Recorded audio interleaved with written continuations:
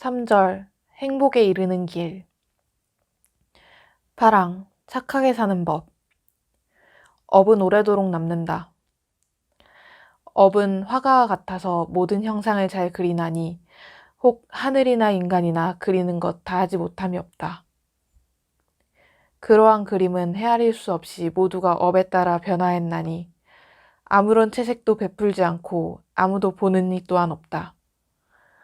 바람벽이 무너지면 그림도 망가져 마침내 모두가 흩어지지만 이 몸은 비록 사라질지라도 업은 오래도록 남는 것이다. 십선업을 지켜라. 열애는 여러 방법으로 생명을 죽이는 것을 책망하며 생명을 죽이는 것을 멀리하라고 말합니다. 주지 않는 것을 가지는 것을 책망하며 주지 않는 것을 가지는 것을 멀리하라고 말합니다. 삿된 음행을 책망하며 삿된 음행을 멀리하라고 말합니다. 거짓말을 하는 것을 책망하며 거짓말을 멀리하라고 말합니다. 이간하는 말을 책망하며 이간하는 말을 멀리하라고 말합니다. 거친 말을 책망하며 거친 말을 멀리하라고 말합니다. 꾸민 말을 책망하며 꾸민 말을 멀리하라고 말합니다. 간탐을 책망하며 간탐을 멀리하라고 말합니다. 악의를 책망하며 악의를 멀리하라고 말합니다. 삿된 견해를 책망하며 삿된 견해를 멀리하라고 말합니다. 십선업의 공덕. 비구들이여, 열애는 이전의 삶과 이전의 존재와 이전의 거주처에서 인간으로 태어나 10가지 유익한 법에 대해서 많은 사람들 앞에 서서 가는 사람이었습니다. 그는 몸의 선행, 말의 선행, 마음의 선행, 보시를 베푸는 것, 계를 지키는 것, 포살리를 준수하는 것, 어머니를 공경하고 아버지를 공경하고 사문을 공경하고 바라문을 공경하고 집에서 연장자를 공경하는 것, 다른 여러 높은 유익한 법에 관해서 많은 사람의 우두머리였습니다. 그는 그런 업을 짓고 쌓고 넘치게 하고 풍부하게 했기 때문에 몸이 무너져 죽은 뒤에 좋은 곳이나 천상에 태어났습니다. 그는 거기서 천상의 수명, 천상의 용모, 천상의 행복, 천상의 명성, 천상의 권위, 천상의 형상, 천상의 소리, 천상의 냄새, 천상의 맛, 천상의 감촉을 다른 신보다 10배나 많이 누렸습니다. 그는 거기서 죽고 여기에 와서는 6개가 솟은 대인상을 얻었습니다. 가치 있는 말을 하라. 쓸데없는 말 1000마디보다 들어서 편안해지는 말 1마디가 낫다. 쓸데없는 시구 1000마디를 외우는 것보다 들어서 편안해지는 시구 1마디가 낫다. 쓸데없는 시 100개를 말하는 것보다 들어서 편안해지는 진리의 말씀 1마디가 낫다. 선과 악의 과보는 분명하다. 선한 일은 서두르고 악으로부터 마음을 지켜라. 공덕 짓는 일에 게으르면 마음은 악한 것을 즐긴다. 비록 악을 저질렀어도 더 이상 범하지 말아야 한다. 그 탐욕을 여의어야 하리. 악이 쌓이면 고통스럽다. 선한 일을 행했으면 더욱 더 거듭해야 한다. 그 의욕을 돋우어야 하리. 공덕이 쌓이면 행복하다. 악의 열매가 익기 전에는 악을 행한 자도 행복을 누린다.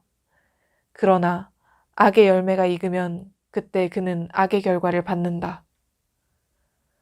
선의 열매가 익기 전에는 선한 자도 고통을 겪는다. 그러나 선의 열매가 익으면 그때 선한 사람은 공덕을 누린다. 구항, 바르게 사는 길. 팔정도의 의미. 무엇이 팔정도를 행하는 것인가?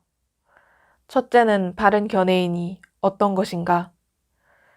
보시의 공덕을 믿고 예의를 믿으며 사당에서 제사하는 것을 믿고 선하거나 악한 행동에 따라 동일한 과보를 불러온다는 것을 믿으며 부모를 믿고 천하의 도인을 믿으며 도를 구함을 믿고 바른 행위를 믿으며 바른 생활을 믿어서 지금의 세상과 다음의 세상에도 스스로 지혜롭게 깨닫고 자신이 성취한 일을 곧바로 모두에게 알려 설하는 것이 바른 견해입니다.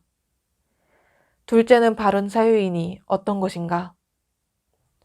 욕심과 아집을 버리겠다고 생각하는 것, 성내거나 분노하지 않는 것, 서로 침해하지 않는 것이 바른 사유입니다. 셋째는 바른 말이니 어떤 것인가? 이간질하는 말, 남에게 꾸며서 전하는 말, 악담하는 말, 거짓말을 하지 않는 것이 바른 말입니다. 넷째는 바른 행위이니 어떤 것인가? 살생, 도둑질, 음행을 하지 않는 것이 바른 행위입니다. 다섯째는 바른 생계수단이니 어떤 것인가? 법을 듣고 도를 지닌 제자는 법답게 구하고 옳지 못한 법으로 구하지 않아야 합니다. 공양, 침상과 와구, 의약품 등을 바른 법으로 구하고 옳지 못한 법으로 구하지 않는 것이 바른 생계수단입니다. 여섯째는 바른 정진이니 어떤 것인가? 삶과 죽음에 대한 마음을 하나로 집중해서 닦는 것, 정진할 대상을 향해 닦는 것, 힘찬 인연을 일으켜서 닦는 것 등에 실증내지 않고 나아가서 마음에 굳게 지님이 바른 정진입니다. 일곱째는 바른 마음 챙김이니 어떤 것인가? 삶과 죽음에 대한 마음을 하나로 집중하는 생각, 정진할 대상을 향하는 생각, 거짓이나 함께하지 않으려는 마음이 없이 추구하는 것이 바른 마음 챙김입니다. 여덟째는 바른 삼매이니 어떤 것인가? 삶과 죽음이 하나로 집중되어 생각이 고요해지고 상이 고요해지며 고요함을 지켜나가면 고요함을 이룹니다. 무엇을 한다는 생각도 없고 어떠한 결점도 생기지 않으며 무게에 떨어지지도 않으니 이를 바른 삼매라고 합니다. 도를 닦는 제자들이 이 팔정도를 받들어서 말한 대로 행한다면 깨달음을 얻을 것입니다. 계율은 수행자의 신발, 선정은 수행자의 지팡이. 옛날에 비사사라는 귀신이 둘 있었다. 그들은 상자 한 개, 지팡이 한 자루, 신발 한 켤레를 가지고 있었다. 두 귀신은 저마다 그것을 가지려고 시끄럽게 다투었으나 해가 지도록 해결하지 못했다. 그때 어떤 사람이 와서 그것을 보고 물었다. 이 상자와 지팡이 그리고 신발이 어떤 신기한 힘을 가졌기에 너희가 그처럼 서로 화를 내면서 다투는가? 두 귀신이 대답했다.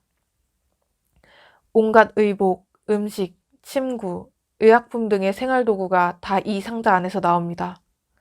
또 이 지팡이를 잡으면 어떤 원수도 모두 항복하고 돌아가서 감히 다투지 못합니다. 그리고 이 신발을 신으면 아무 걸림 없이 날 수 있습니다.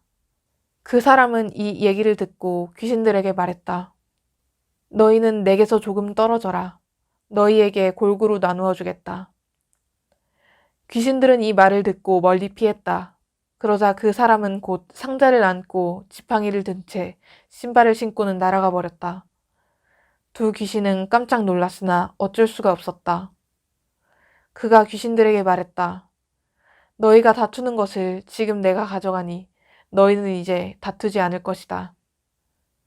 비사사 귀신은 온갖 마군과 외도를 비유한 것이고 보시는 그 상자를 비유한 것으로 인간이나 천상의 5세계에서 사용하는 온갖 생활도구가 다 그 안에서 나온 것이다. 선정은 지팡이와 같아서 마군과 원수와 번뇌의 적이 항복하게 하고 계율은 신발과 같아서 반드시 인간이나 천상에 오르게 해준다. 그리고 마군과 외도들이 상자를 가지려고 다투는 것은 온갖 번뇌 속에 있으면서 억지로 좋은 과보를 구하지만 아무 소득이 없는데 비유한 것이다. 만일 선행과 보시, 계율과 선정을 닦으면 곧 괴로움을 떠나 도과를 얻을 것이다. 옥계를 지키는 것이 가장 큰 보시이다. 옥계는 위대한 보시이며 최초의 것으로 인정되었고 오랜 세월 동안 유지되어 왔고 성자들의 계보라고 알려졌고 오래된 것이며 거부하면 안 되는 것이고 과거에도 거부되지 않았으며 현재에도 거부되지 않았고 미래에도 거부되지 않을 것이며 지혜로운 사문들과 바라문들에 의해서 비난받지 않을 것입니다. 정확하게 판단한 후에 받아들여라.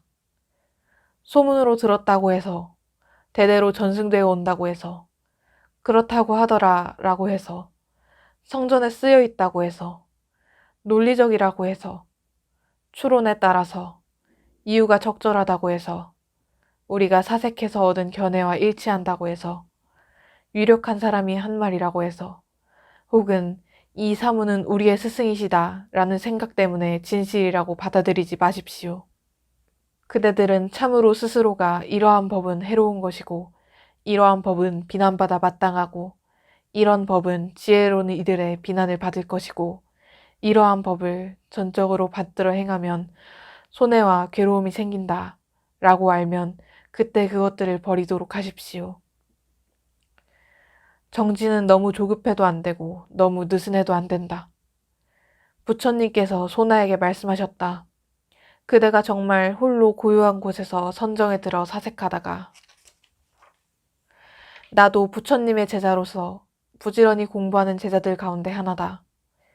그런데 나는 아직까지도 번뇌를 다 끊고 해탈을 얻지 못했다. 나는 유명한 가문의 아들이고 게다가 많은 재산을 가지고 있으니 차라리 속세로 돌아가 5가지 욕망의 즐거움을 누리면서 널리 보시하고 복이나 짓자라고 생각했느냐. 이때 소나는 세종께서 이미 내 마음을 다 알고 계시는구나 라고 생각하고는 놀랍고 두려워서 털이 곤두섰다. 그는 부처님께 아뢰었다. 진실로 그렇습니다, 세존이시여. 부처님께서 소나에게 말씀하셨다. 내가 이제 너에게 물으리니 너는 대답해라, 소나여. 너는 속세에 있을 때 비파를 잘 탔느냐? 그렇습니다, 세존이시여. 내 생각에는 어떠하냐? 내가 비파를 탈 때 만일 비파줄을 너무 조이면 미묘하고 부드럽고 맑은 소리를 낼 수 있었느냐? 아닙니다, 세존이시여. 만일 비파줄을 느슨하게 매면 과연 미묘하고 부드럽고 맑은 소리를 낼 수 있었느냐? 아닙니다, 세존이시여. 비파줄을 고르게 해 너무 헐겁지도 않고 조이지도 않으면 미묘하고 부드럽고 맑은 소리를 낼 수 있었느냐? 그렇습니다, 세존이시여. 정진이 너무 조급하면 오히려 들뜸만 늘어나고 정진이 너무 느슨하면 사람을 게으르게 한다. 그러므로 너는 평등하게 닦고 익히고 거두어 받아 집착하지도 말고 게으름을 짓지도 말고 상을 취하지도 마라. 소나는 부처님의 말씀을 듣고 기뻐하면서 예배하고 물러갔다. 그는 부처님께서 말씀하신 비파타는 비유를 항상 생각하면서 앞에서 말씀하신 것처럼 홀로 고요한 곳에서 선정에 들어 사색했다. 그리하여 번뇌가 다 끊어지고 마음이 해탈해 아라한이 되었다. 보살이 실천해야 할 10가지 바라밀. 선제동자는 적정음해야 신에게 말했다. 큰 성인이시여, 어떻게 수행해서 이 해탈을 얻었습니까? 선남자여, 보살이 10가지 큰 법장을 닦아 행하여 이 해탈을 얻습니다. 무엇이 10가지인가 하면 첫째는 보시하는 광대한 법장을 닦아서 중생의 마음을 따라 모두 만족하게 하는 것입니다. 둘째는 계행의 광대한 법장을 닦아서 모든 부처님의 공덕 바다에 널리 들어가는 것입니다. 셋째는 견디고 참는 광대한 법장을 닦아서 모든 법의 성품을 두루 생각하는 것입니다. 넷째는 꾸준히 노력하는 광대한 법장을 닦아서 일체 지혜에 나아가 물러가지 않는 것입니다. 다섯째는 선정의 광대한 법장을 닦아서 모든 중생의 뜨거운 번뇌를 없애는 것입니다. 여섯째는 반야의 광대한 법장을 닦아서 모든 법 바다를 두루 아는 것입니다. 일곱째는 방편의 광대한 법장을 닦아서 모든 중생을 성숙하게 하는 것입니다. 여덟째는 서원의 광대한 법장을 닦아서 모든 세계와 모든 중생 바다에 두루하여 오는 세월이 끝나도록 보살의 행을 수행하는 것입니다. 아홉째는 힘의 광대한 법장을 닦아서 잠깐 동안에 모든 법계의 바다에 나타나 모든 국토에서 등정각을 이루어 쉬지 아니하는 것입니다. 열째는 지혜의 광대한 법장을 닦아서 열의 지혜를 얻고 삼계의 일체 모든 법을 두루 알아 장애가 없는 것입니다.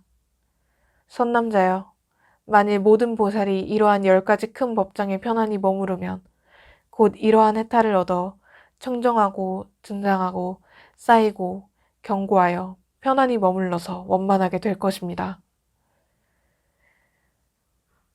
계율은 선정과 지혜의 바탕이다. 계율이란 그릇이 온전하고 튼튼해야 선정의 물이 맑게 고이고 거기에 지혜의 밝은 달이 비로소 나타난다. 계율과 선정과 지혜, 이 세 가지 배움이 진실로 온갖 법의 근원이므로 특별히 드러내어 모든 번뇌를 없애게 한 것이다. 영산회상에 어찌 행실이 올바르지 못한 부처가 있었겠으며 소립문화에 어찌 거짓말하는 조사가 있을 수 있겠는가. 악을 행하지 말고 선행을 실천해야 한다. 어느 날 고을의 군수로 부임한 백거이가 산에 들렀다가 나무 위에 앉아있는 조과선사를 뵙고서 물었다. 선사께서 머무는 곳이 너무나 위태롭습니다. 선사가 백거이에게 말했다. 태수가 더 위험해 보이오. 저는 이곳을 다스리는 지위에 있는데 무슨 위험이 있겠습니까? 장작과 불이 서로 가까운 것처럼 마음의 성품이 멈추질 않으니 어찌 위험하지 않겠소. 백거이가 또 물었다. 어떤 것이 불법의 가장 큰 뜻입니까? 모든 악행은 하지 말고 온갖 선행은 받들어 행하는 것이오. 그런 것은 3살짜리 아기도 알겠습니다. 3살짜리 아기도 말은 할 수 있으나 80살 노인도 행하기는 어렵다오. 백거이가 이에 크게 깨닫고 절을 올렸다. 도에 대한 바른 안목을 갖추어라. 임재선사가 말씀하셨다.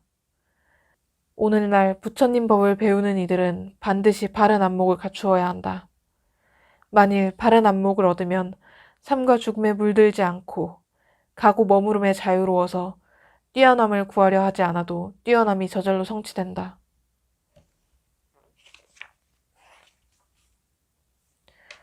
도를 배우는 이들이여, 옛 큰 스님들은 모두가 사람을 구해내는 길이 있었다. 내가 사람들을 지도해주는 것은 그대들이 남에게 속지 말라는 것이니 쓰고자 하면 쓸 뿐 결코 머뭇거리며 의심하지 말아야 한다. 오늘날 공부하는 이들이 그렇지 못하는 병통은 어느 곳에 있는가? 그것은 스스로를 믿지 않는 데 있다. 그대들이 스스로에 대한 믿음이 부족하면 분주하게 경계를 따라 얽매이고 온갖 경계에 휩쓸려 자유를 얻을 수 없다. 그대들이 만약 생각으로 치달려 구하던 마음을 쉴 수만 있다면 조사나 부처와 다를 바 없는 존재이다.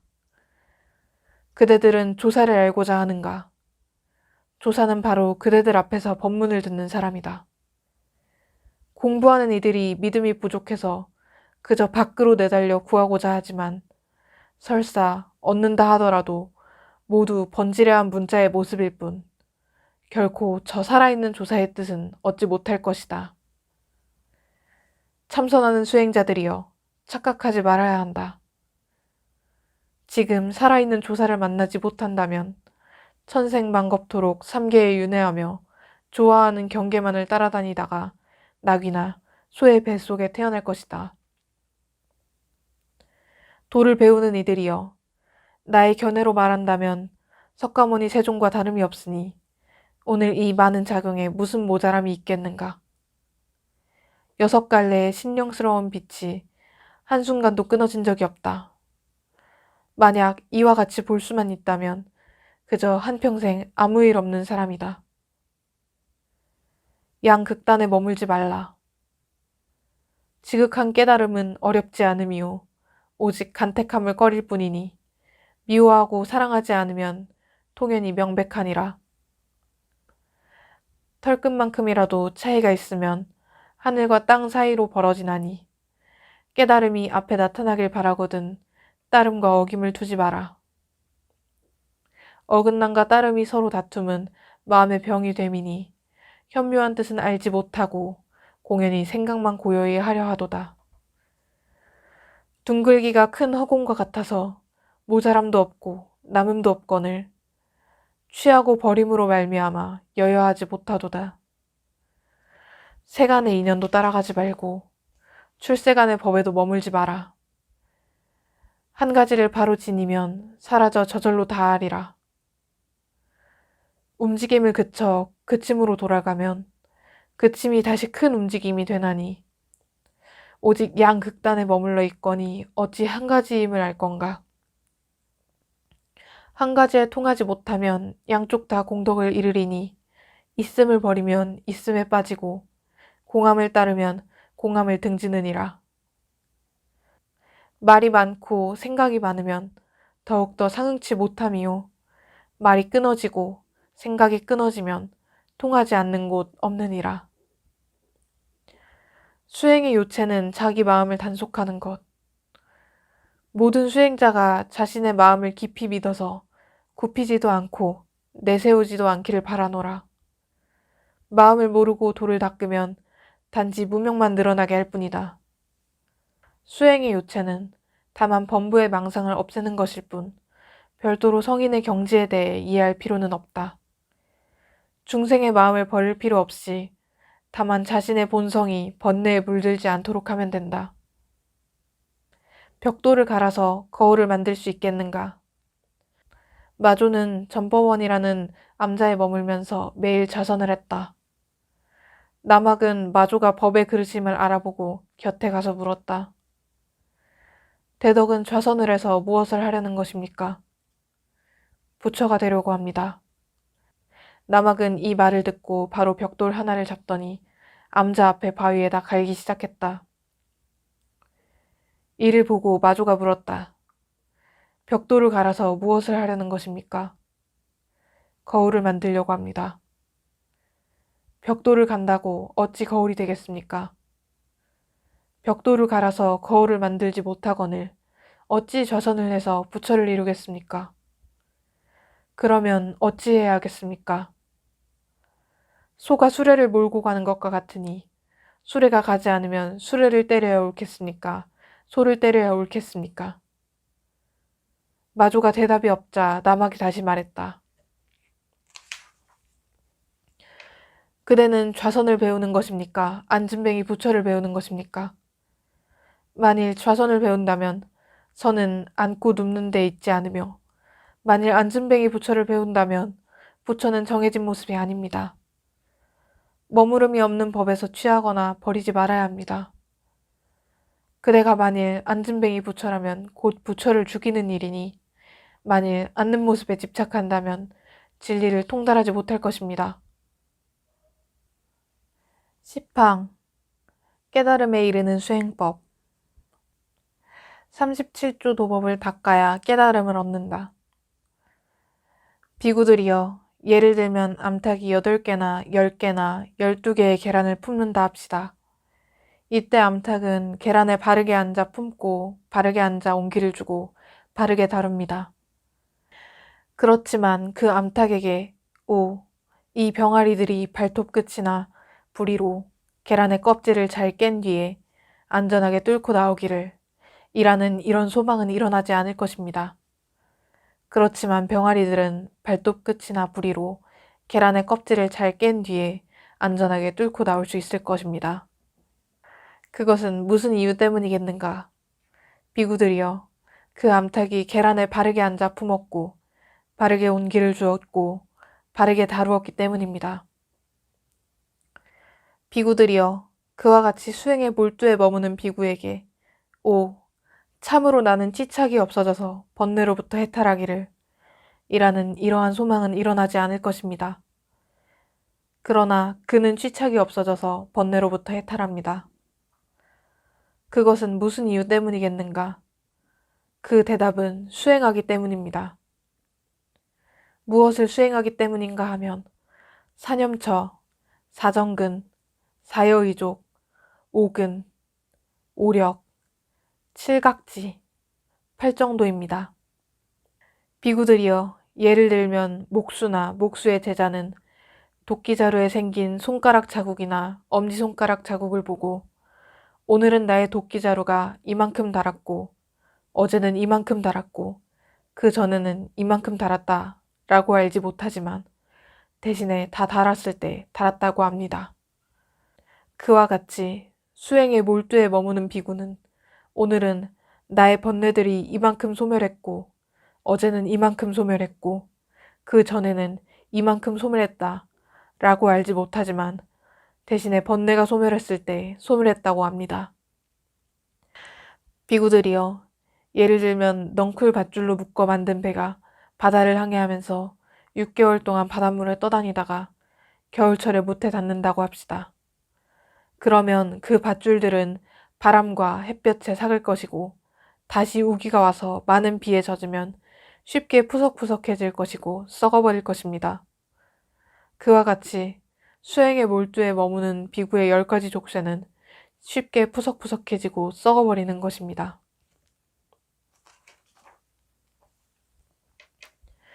해탈로 가는 유일한 길, 사념처.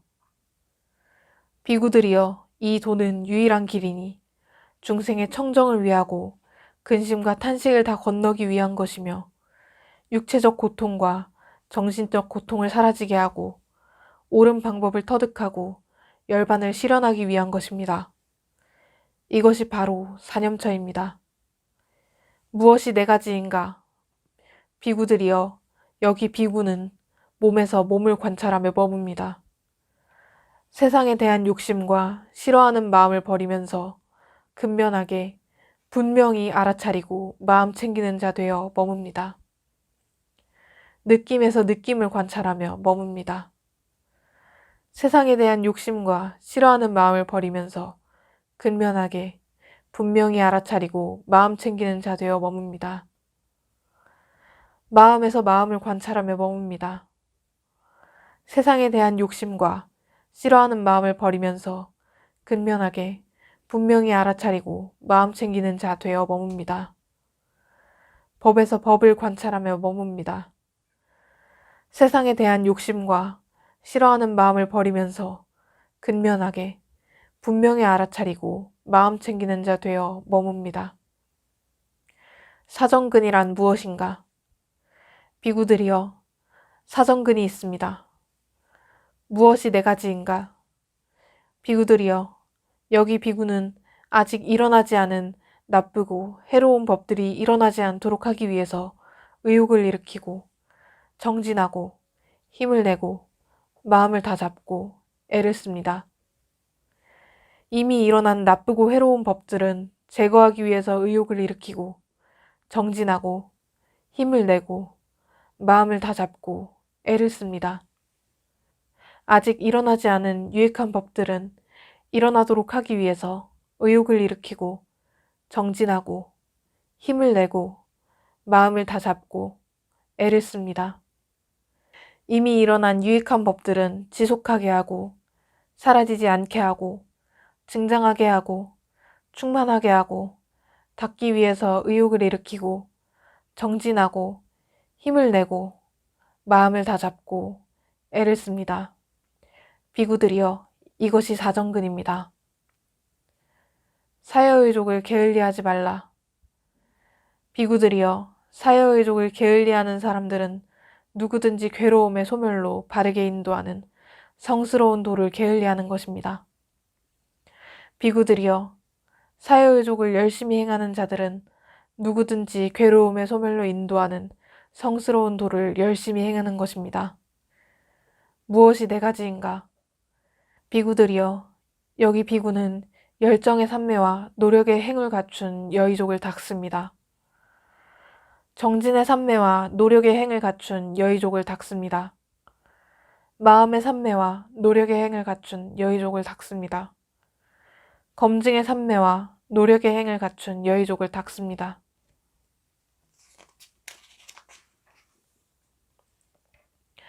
오력이란 무엇인가? 비구들이여, 5가지 힘이 있나니 무엇이 5인가? 실력, 정진력, 염력, 정력, 해력입니다. 비구들이여, 예를 들면 항아는 동쪽으로 흐르고 동쪽으로 향하고 동쪽으로 들어갑니다. 비구들이여, 그와 같이 비구가 5가지 힘을 닫고 5가지 힘을 많이 익히고 행하면 그는 열반으로 흐르고 열반으로 향하고 열반으로 들어갑니다. 칠각지를 완성하는 방법.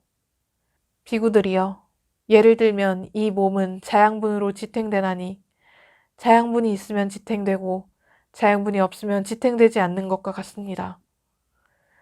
비구들이여, 그와 같이 칠각지도 자양분으로 지탱되나니 자양분이 있으면 지탱되고 자양분이 없으면 지탱되지 않습니다.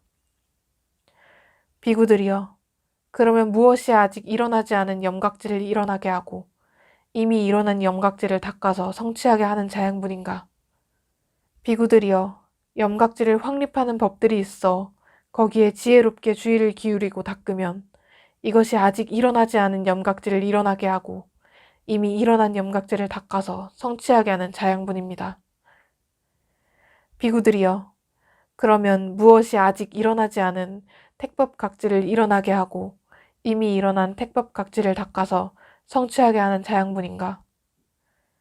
비구들이여, 선하거나 선하지 않은 법들, 비난할 것이 없거나 비난받아 마땅한 법들, 받들어 행해야 하는 것과 받들어 행하지 말아야 하는 법들, 고상한 것과 천박한 법들, 흑백으로 상반되는 갖가지 법이 있어 거기에 지혜롭게 주의를 기울이고 닦으면 이것이 아직 일어나지 않은 택법각지를 일어나게 하고 이미 일어난 택법각지를 닦아서 성취하게 하는 자양분입니다.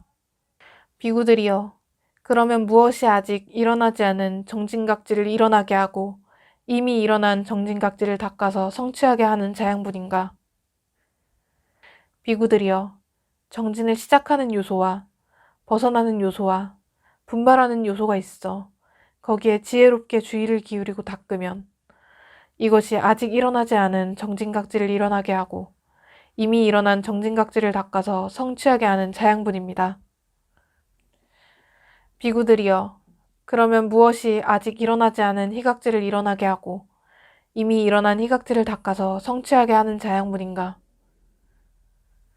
비구들이여, 희각지를 확립하는 법들이 있어 거기에 지혜롭게 주의를 기울이고 닦으면 이것이 아직 일어나지 않은 희각지를 일어나게 하고 이미 일어난 희각지를 닦아서 성취하게 하는 자양분입니다.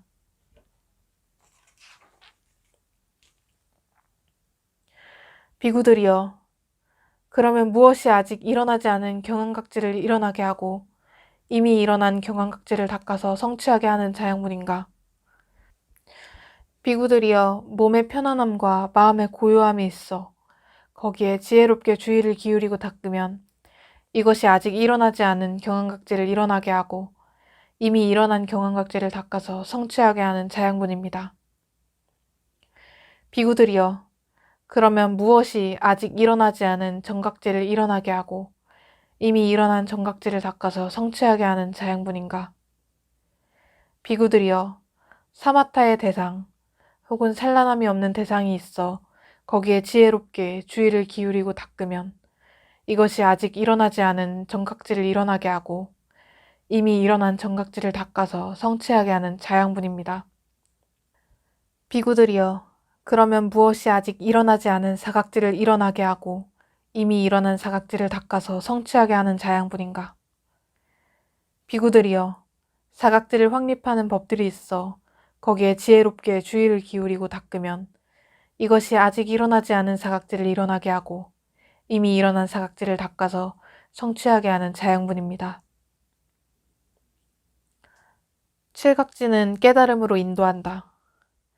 비구들이여, 이와 같이 칠각지를 닦고 칠각지를 많이 익히고 행하면 7가지 결실과 7가지 이익이 기대됩니다.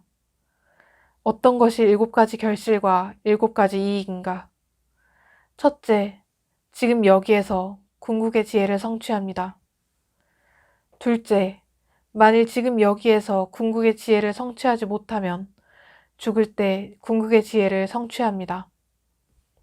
셋째, 만일 지금 여기서 궁극의 지혜를 성취하지 못하고 죽을 때도 궁극의 지혜를 성취하지 못하면 그는 5가지 낮은 족쇄를 완전히 없애고 수명의 중반쯤에 이르러 완전한 열반에 드는 자가 됩니다.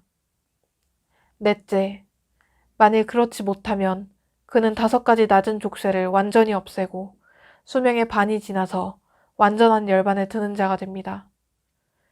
다섯째, 만일 그렇지 못하면 그는 5가지 낮은 족쇄를 완전히 없애고 노력 없이 쉽게 완전한 열반에 드는 자가 됩니다. 여섯째, 만일 그렇지 못하면 그는 5가지 낮은 족쇄를 완전히 없애고 노력해서 어렵게 완전한 열반에 드는 자가 됩니다.